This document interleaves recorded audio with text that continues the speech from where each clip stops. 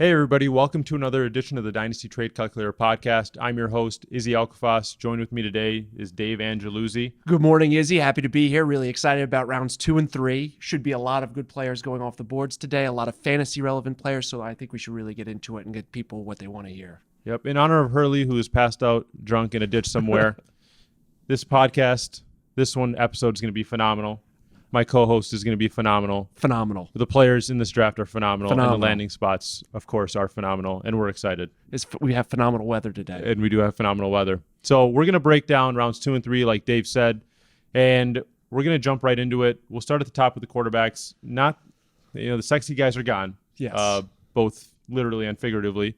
So let's talk about who could potentially move in the second and third round. Well, I think you have to talk about Christian Hackenberg. He was highly regarded coming out of Penn State, dipped along in his junior year, but he's still on the board. There are still teams out there that could use a quarterback. The Jets have been talked about. The Browns still have Robert Griffin III. They went with Coleman in the first round and could definitely use a quarterback, so they have to keep an eye out for them. The Cowboys were rumored to have wanted to trade in to 26, where the Broncos took Paxton Lynch, so they're a wild card for a quarterback, and it may be Hackenberg. Yeah, absolutely. And another team that could potentially use one is the Arizona Cardinals. Do they take one of these guys and slide him behind Carson Palmer? Hackenberg could use some development, both maturity and as a quarterback. So that wouldn't be a bad landing spot either. Like I said, it's not the sexiest of positions, so we won't want to dig too far into it. But is there anything that do you think either of these two quarterbacks is far and ahead better than the other one? I think we're at a point where you could find warts on both quarterbacks left. I like Hackenberg's upside more than Connor Cook. I think we've seen Cook peak. We know what he is. He's a solid number 2 quarterback. He's a Chase Daniel type player. Hackenberg, because of the system that he ran at Penn State, the fact that he changed systems, the fact that he had such a good freshman year really gives you hope. But I'm not really buying anything of these guys more than number 2 quarterbacks, so they could go in the third round. Yeah, good take on Hackenberg and Cook there. I personally like Hackenberg a lot more than Cook in terms of upside. I think if you get Hackenberg in the right situation with the right development, he has the upside of being a top end, maybe not top end, but a top 10 quarterback at the next level. So that freshman year really stands out in my mind. The ability is there. It really comes down to, can they corral all that and turn it into something prosperous? And I think if he falls into the right place, it could definitely happen. So we'll see there. I'll say this. There's been a lot of rumors about Hackenberg going to the Texans, and then they signed Brock Osweiler, which kind of put the kibosh on a lot of that talk. But Brock Osweiler isn't signed for a lot of money over the long term. They really only made a 2 or 3 year commitment to Brock. I wouldn't be entirely surprised if in the third or fourth round, the Texans grabbed Hackenberg, let him sit on the bench, work with Bill O'Brien again, and try and rebuild some of that value. So that's something to watch here in the second day. Yeah, absolutely. That's a good take right there. So let's transition to the running backs. This is where the run starts to happen, I think, for running backs. The second and third round, maybe specifically, where we might see a lot of these running backs come off the board. We look at teams like the Colts, the Patriots, the Ravens, the Bears, all looking for, even the Giants, all looking for that 1A at worst at the running back position. Do you feel like there's any other team that needs to replace their current starter? Well, there's been a lot of talk about Miami finding a 1A to replace Ajayi and his bad knees. I'm not entirely sure they're going to go in that direction. There was a lot of talk they liked Elliott. He went at 4, and the Dolphins didn't make any motions to trade up to grab Elliott. It's entirely possible that the Seahawks try and find a big running back to pair with Rawls. That's entirely possible. But I don't know if we're seeing any talk of an actual 1A. I think we're looking at complementary backs, finding out who fits a need, and combining them with the backs already on the roster. Okay, so right now, who are your top 3 guys left on the board at the running back position? Well, I know we may disagree on this, but I have C.J. Prosise as I'm high on C.J. Prosise, a running back, wide receiver coming out of Notre Dame, who was transitioned to running back this season. Took over for Terrion Folston once he went down in the first game with an injury. Averaged 6 yards a carry, showed a lot of explosiveness, good hands, which is exactly what the NFL is looking for. 6 foot 220. I'm really high on him. I see him as a younger, healthier Devontae Booker. There's Kenneth Dixon, and I would say Alex Collins is number 3. Okay, yeah, we do differ quite a bit. Because I think Derrick Henry's still the second best running back on the board in terms of upside, and then Devontae Booker is my two. So for CJ Procise, I had a heart palpitation when you said, he's a higher upside Booker. Is that what you said? Yes. I disagree. I think CJ Procise is so far away from being an instinctual running back. It's just not a natural position for him. You can just see it on tape. Can he develop? Sure, but you have to remember in Dynasty, we pull the plug on players too early, and we've seen that since 2014. We don't give anybody any chance to develop. So I think if you draft CJ Procise, in the late first round, early second round, and he needs time, maybe a couple of years to sit back and develop, you're going to lose all that value, and it's a dead asset, which is going to, depending on your roster size, maybe you can afford to have a guy just sitting there, but you might as well take a player that could step into a role right away, like a Jordan Howard even, or a Devontae Booker, that can come in and play right away, and you can get that asset, have that asset gain value throughout the season as opposed to it being stagnant. So that's kind of my take on it, but he does have some raw physical ability, and he does have some upside. I'll totally agree there, and obviously he's a receiver. In today's NFL, that's going to be an asset. Can you line him up outside? He's obviously very versatile, but I feel Devontae Booker's the same way. So for me, it's Derrick Henry, Devontae Booker, and probably Kenneth Dixon would be my three. Now, Jonathan Williams is right on the edge with Kenneth Dixon. They're both pretty close. It's tough with Jonathan Williams because he didn't play a full season, but those would be my top three. Completely different than your top three. I don't think we have the same. Booker at 2, I think we both agree on. Oh, you have Booker at 2. Yeah. Okay. My apologies. So Devontae Booker, since we both agree there, where would you like to see him land? Like, where would your ideal situation be? Well, I think you want a team that's going to allow him to not only be a feature back on downs 1 and 2, but also come in on down 3 and catch the ball, because I think he has the skills to do that. I think we could agree that the Giants may present that opportunity, move on from Rashad Jennings, possibly the Colts. The Colts seem to strike out with running backs, and I can't imagine they're going to continue to trot out Frank Gore. I don't know how old is he? Is he 42 now, Frank Gore? He's old, but I think those are the teams that utilize their running backs in the passing game as well as the running game. So Giants and Colts are two of the teams that I thought, maybe the Patriots, but they seem to use a myriad of running backs to fill the need. So yeah. So speaking of the Patriots, you didn't have your glasses on yesterday. You put them on today, which means that you're substantially smarter today than you were yesterday. Yes. So if the Patriots draft a running back in these next 2 rounds, do you foresee them sticking with a guy moving forward, or do you think that this is going to be another carousel that they might put this player through? Are you comfortable, if the Patriots draft a running back in rounds 2 or 3, are you comfortable with that guy moving forward? Well, it depends on his, and I'm going to say this, it depends on his physical build. And as crazy as that sounds, they still have Dion Lewis coming back from injury, and I could really see Dion taking over the Shane Vereen role that the Patriots tried to fill last year with James White. I'm not a big White believer, but it depends. They trotted out Steven Jackson. They dusted him off. They brought him back, and it really exposed in the playoffs for his limitations. So if they draft a big-bodied running back, say a Derrick Henry, that is someone that I'd be interested in seeing, because the Patriots definitely need a running game. Tom Brady's getting older. His arm isn't as strong, and they're not they're going short passes. So they need somebody that can grind the ball and keep Tom Brady from having to drop back 50 times a game. So really it depends on his body size and the type of running back that he is. So are you more comfortable with a Jordan Howard with the Patriots? Is that what I'm understanding? Yeah, okay. Jordan Howard, I mean, he's not going to be a game breaker, but he's going to churn out 3 to 4 yards in a carry, and that's exactly what the Patriots could use. Okay, so let's say Jordan Howard lands with the Patriots. Where do you think he goes in the rookie mocks? Like, where would you draft him in a rookie draft? In a 12-team non-PPR? Yeah, PPR? how high would you go? Well, I would think it depends on where all the other running backs go. Yeah. I think he could be the 4th running back off the board in those picks 8 to 10 range. It depends on how your league feels about the guys that went in first round. Corey Coleman, Will Fuller, some of those wide receivers that were kind of disappointing and are one-trick ponies. Not Coleman, obviously, so much more of his Cleveland landing spot, but Will Fuller, you might take a Howard in New England over Will Fuller for the Texans. Okay. You didn't mention Derrick Henry at all. Is he completely off your you're probably not going to attain him in any league because he's so much further down your board than anybody else. Is there a landing spot where Derrick Henry can go and you say, okay, now I like him? Or is it just purely based on his his talent. I see him as Brandon Jacobs, and I saw what Brandon Jacobs did for the Giants. There was a lot of hype, goal line. They thought they'd hand him the ball and he'd fall forward and it would be easy, and he didn't last. So I'm concerned about Henry in that regard.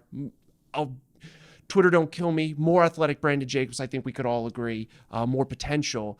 But I think at a team, for example, the Patriots, maybe the Seahawks, with their power running game, could use a Derrick Henry to pair with Rawls.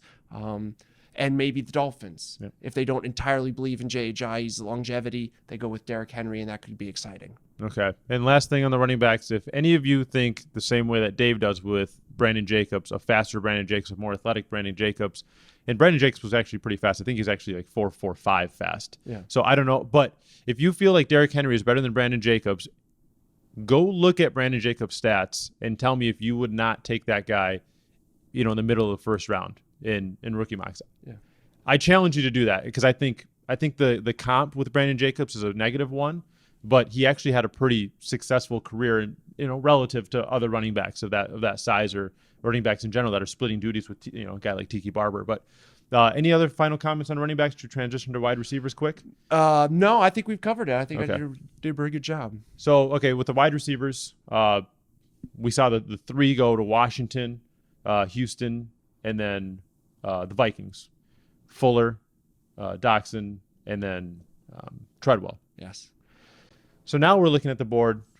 Caru's still around. Michael Thomas is still around. Sterling Shepard is still around.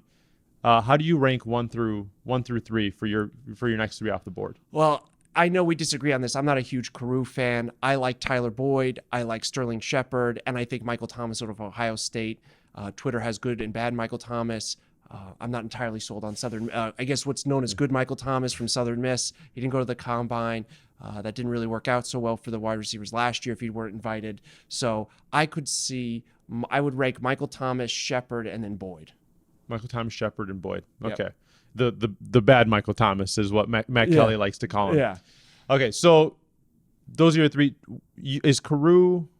You didn't mention Carew. Carew's your fourth guy. Yeah. Okay, so the teams that need receivers are the Bengals, the Giants, 49ers, Bills, Chiefs, potentially, depending on how they feel about Chris Conley. You got the Bucks, the Saints, potentially. Is there an ideal landing spot for your number one wide receiver coming off? The Giants. I think what you see what teams doing is they're pairing a big wide receiver with a smaller, more dynamic athletic wide receiver. And the Giants, as we all know, have Odell Beckham Jr. That's your dynamic athletic wide receiver. And the Giants tried to fit a square peg into a round hole with Reuben Randall, but his 80-year-old knees would not cooperate. He's now Philadelphia's problem. And I think the Giants go in that direction and try and acquire a Michael Thomas-sized wide receiver. There's not a lot of them left on the board at that top echelon, and I think that's who they try and pair. They can't rely on Victor Cruz, so I would peg the Giants for Michael Thomas as an ideal spot, which would then move him up in your rookie mocks into the top between 6 and I would say 9, top 1, 6, 1, 9 picks. Yep. So we look at the teams that we mentioned that need receivers. The only team that really is looking for a 1A or that number one wide receiver is probably the 49ers. Oh, yeah. Every other team kind of has a player that they feel is their future number one. If Michael Thomas goes to the 49ers and Torrey Smith slides into that number 2 role as the deep threat, do you like that landing spot? It's tough to like that landing spot at this position because of the quarterback situation. We don't know what kind of offense Chip Kelly's going to run. We don't know what kind of quarterback we're going to have. Is it Kaepernick? Is it Gabbard? Is it somebody else that we've never even heard of? So I'm not sold on Michael Thomas. He needs a good quarterback. He needs somebody that could maximize his talent, and I don't see that on the 49ers. What do you think? Well, I don't like Michael Thomas to begin with. I also think he's the bad Michael Thomas, but I don't think there's a good Michael Thomas in this draft. So let's make that clear. But for me, the 49ers are going to, out of the teams that are left, I think the Giants and the 49ers are the most likely to definitely draft both a running back and a receiver, maybe multiple. So I have to see what they're going to do because I think Carlos Hyde's going to get some company, and I feel like the 49ers need to add at least one wide receiver. Yeah, and they could do that. Maybe not rounds 2 and 3, but definitely 4, 5, and 6, 7. We'll get to that later. But the way that I look at this is once I see the landing spots, once I figure out what's going to happen, then I can see, okay, is Chip Kelly going to be able to maximize these guys? If they bring in 3 solid wide receivers and Torrey Smith ends up being the wide receiver 3, that's actually going to be a pretty decent offense. Yeah, I don't mind Blaine Gabbert. He showed me enough to be like, okay, he can do something, and he's mobile enough. And with Chip Kelly, who knows? So I'm good there. Somebody that, maybe we didn't mention that I like is Tajay Sharp. And I don't think that he's going to go. I don't think he'll go in the 3rd round. He might flirt with the idea. Is there anybody that we didn't touch on that you think could go in rounds 2 and 3 and make a difference and climb up your board if they go to a good spot? Well, it seemed, at least on Twitter, as we continued on in the draft process, the Tulsa wide receiver, Garrett, a big-sized wide receiver, measured really well, had a lot of productivity in college, was in a wide receiver-friendly offense similar to Baylor's. I could see him, based on his physical size, moving up some team's board. We didn't really talk about the Bengals. They were mocked in a lot of the first round to take a wide receiver. They did not. They went cornerback. So I could see the Bengals in the 3rd round grabbing a project wide receiver or someone that they could put on the outside to team with AJ Green. Maybe it's Carew. I know I've called him Marquise Lee and Robert Woods. I know a lot of people think they always reply to me. They say better at football. I say, okay. Yeah. But I know that's somebody that you might be excited about going to the Bengals, who could really turn in a lot of value for people. Yeah. My next 2 guys available are Carew and Boyd. I think those are the next 2 guys. So we've had some pretty different guys. This is what makes it great. Yeah. The one thing that we didn't mention that we'll kind of wrap up with in terms of the running backs, we didn't really cover this, and it just came to my mind. Philadelphia doesn't have a 2nd round pick. They only have a 3rd round pick. They may not address the running back position. They probably won't. Does Ryan Matthews now get a bump in your rankings? Would you be targeting Ryan Matthews in a deal? Because if they're not going to put any equity in the first few rounds into a Ryan Matthews, and they draft somebody in the 4th, 5th, 6th, 7th round, they're going to get a lesser talent. Are you comfortable rolling out Ryan Matthews as maybe an RB2 or a flex? What I would do is, if I was a win now team, I would be definitely trying to target Ryan Matthews for exactly that reason, because dynasty teams are low on Ryan Matthews. He hasn't produced in recent seasons. He had a decent season in a timeshare last year. The Eagles are all but mailing it in this season. But if you're a win now team and you want running back depth to be your running back number 3, Ryan Matthews is a great target. You could probably acquire him for a low 2nd round, right? Or maybe even a high 3rd, especially if the Eagles avoid the running back position until later in the draft. Definitely. I'm with you there. I think he could be an asset in 2016. The final position is the tight ends. We probably won't talk about it much. There could be 3 tight ends that get drafted in the 2nd and 3rd round. Jarrell Adams, Hunter Henry, and then Austin Hooper.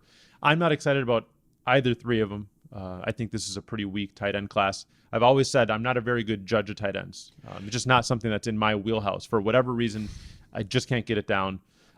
Is there anybody that excites you, or is this kind of one of those drafts where you're going to just completely gloss over the tight ends in both the NFL draft and the rookie draft? I think it's a position where you're looking at players and you're saying, well, these are the best available, like walking into an ice cream shop with just pistachio.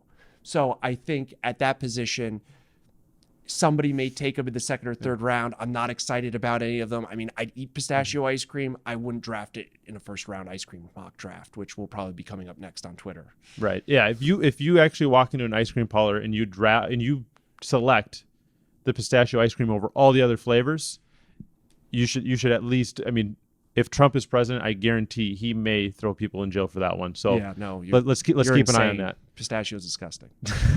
Pistachios, okay. Hashtag pistachio is disgusting. That'll be a hashtag. Yeah. So, thanks for joining me. Hopefully we find Hurley. This might be more of a hangover one. This might be hangover 4. We'll have to check the fountain. I think I saw him. In the fountain, the Draft Town fountain. Hurley might be in there. Yeah. So keep following us. We're going to be on Periscope. We're going to throw out this video hopefully well before the draft, so you can keep in touch.